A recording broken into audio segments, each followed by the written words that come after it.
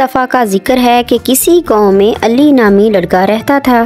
علی ہمیشہ اپنے گاؤں کے آس پاس کے جنگلات، میدانوں اور دریاؤں کی کھوج میں رہتا تھا، جہاں ہر وہ قدرت کے چھپے ہوئے راز اور پوشیدہ خزانے تلاش کرتا رہتا۔ ایک دن وہ چٹانی پہاڑوں کے قریب کھیل رہا تھا کہ اس نے ایک بڑا دبے دار انڈا دیکھا جو نرم مٹی میں آدھا دبا ہوا تھا۔ علی کی آنکھیں اسے دیکھ کر پھٹی کی پھٹی رہ گئیں۔ اس نے سوچا یہ ضرور ڈائناسور کا انڈا ہوگا۔ اس نے بغیر سوچے سمجھے انڈے کو اپنے دونوں ہاتھوں میں تھام لیا۔ انڈا گرم تھا اور اس میں ایک جادوئی روشنی چمک رہی تھی۔ علی بھاگتا ہوا اپنے گھر کی طرف آیا تاکہ اپنے گھر والوں کو یہ انڈا دکھا سکے، لیکن راستے میں ایک عجیب واقعہ پیش آیا۔ انڈا ہلنے لگا، ایسا لگ رہا تھا جیسے اندر سے کوئی باہر نکلنے کی کوشش کر رہا ہو۔ علی نے انڈے کو زمین پر رکھ دیا اور اس نے دیکھا کہ انڈے کی سطح پر چھوٹی چھوٹی دراڑیں نظر آنے لگیں۔ جلد ہی انڈا ٹوٹ گیا اور ایک ننھا سا ڈائناسور نکل کر باہر آ گیا، جس کی آنکھیں چمک رہی تھیں اور وہ سبز رنگ کا تھا۔ چہرے پر شرارتی مسکراہٹ تھی۔ واہ، ایک اصلی ڈائناسور، علی نے حیرت سے کہا۔ لیکن اس سے پہلے کہ علی کچھ کردہ، ڈائناسور نے ایک شرارتی دھاڑ ماری اور جنگل کی طرف بھاگ نکلا۔ علی بھی ڈائناسور کے پیچھے ہنستا ہوا بھاگ نکلا، جو کہ درختوں اور جھاڑیوں کے درمیان تیزی سے بھاگ رہا تھا۔ اس نے علی کو پورے گاؤں میں دوڑاتے ہوئے ہر طرف ہنگامہ برپا کر دیا۔ آخر کار ننھا ڈائناسور گاؤں کے فوارے کے پاس آ کر رک گیا۔ علی بھی اس کے پیچھے پیچھے پہنچ گیا۔ ڈائناسور نے مسکراتے ہوئے چمکتی آنکھوں کے ساتھ دیکھا اور اس میں چھلانگ لگا دی، جس سے دونوں پانی میں بھیگ گئے۔ علی نے ہنستے ہوئے کہا، تم ایک شرارتی ننھے ڈائناسور ہو، اور ہنستے ہوئے ننھے ڈائناسور کو اپنی باہوں میں بھر لیا۔ اسی وقت ایک بوڑھا آدمی جو کہ ایک درخت کے نیچے بیٹھا ہوا تھا، اس نے علی سے کہا، میں دیکھ رہا ہوں کہ تم نے کوئی خاص چیز پالی ہے۔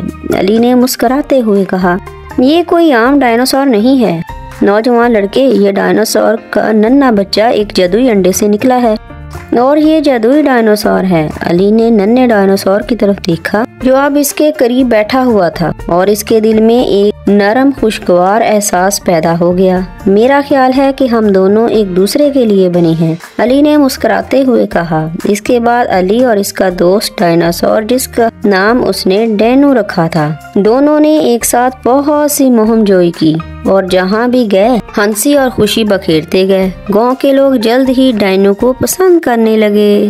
ایک چھوٹے سے شہر میں جو کہ سرسبز جنگلات اور چمکتے ہوئے جھیلوں کے بیچ میں واقع تھا، اس میں ایک چھوٹا سا آرٹ میوزیم تھا۔ اس میوزیم میں پوری دنیا سے لائی گئی پینٹنگ لٹک رہی تھی، لیکن ان میں ایک پینٹنگ ایسی تھی جو باقی سب سے مختلف تھی۔ یہ پینٹنگ ایک تتلی کی تصویر تھی جو کہ پھول پر بیٹھی ہوئی تھی۔ اس کے رنگ اتنے دلکش تھے، ایسا لگ رہا تھا جیسے کہ وہ زندہ ہو۔ اسے پینٹنگ میں ایک جادوئی تتلی پری رہتی تھی جس کا نام نورین تھا۔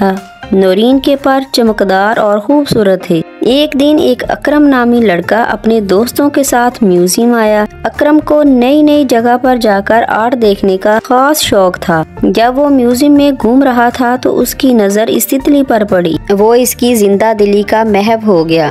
اکرم جب اس پینٹنگ کے قریب آیا تو اس نے ہلکی سی آواز سنی۔ یہ آواز اتنی دھیمی تھی کہ اس کو لگا جیسے یہ اس کا وہم ہو، مگر پھر دوبارہ اسے وہی آواز سنائی دی۔ سرگوشی کرتی ہوئی تتلی کی آواز آئی کہ میری مدد کرو۔ اکرم نے آہستہ سے پوچھا، تم کون ہو؟ آواز نے جواب دیا، میں نورین ہوں جو تتلی پری میں زندہ ہوں، کیا تم میری مدد کر سکتے ہو؟ علی کا دل جوش اور عزم سے بھر گیا۔ اس نے سوچا مجھے نورین کی مدد کرنی چاہیے، مگر کیسے کروں؟ پھر اس نے ادھر ادھر دیکھا کہ کہیں کوئی دیکھ تو نہیں رہا۔ پھر آہستہ سے بولا، میں تمہاری کس طرح مدد کر سکتا ہوں؟ نورین نے کہا کہ تمہیں جادو کو توڑنے کے لیے جادوگر کی چھڑی تلاش کرنی ہوگی جو اسی میوزیم میں چھپی ہوئی ہے۔ جب تم اسے تلاش کر لو تو پینٹنگ کو چھڑی سے چھو لو، تو پھر میں آزاد ہو جاؤں گی۔ اکرم نے چھڑی کو تلاش کرنا شروع کر دیا۔ اس نے ہر جگہ اسے تلاش کیا، تصویروں کے پیچھے، مجسموں کے نیچے اور ہر کونے میں دیکھا۔ آخر کار اسے ایک قدیم گلدان کے پیچھے دھول سے اٹی چھڑی ملی۔ چھڑی پر نقش و نگار بنے ہوئے تھے اور اس کے سرے پر ایک قیمتی پتھر بنا ہوا تھا جو ہلکی سی روشنی پیدا کر رہا تھا۔ اکرم نے چھڑی کو اپنے ہاتھ میں پکڑ لیا اور پینٹنگ کے پاس گیا۔ اکرم نے گہری سانس لی اور چھڑی کو پینٹنگ سے چھوا۔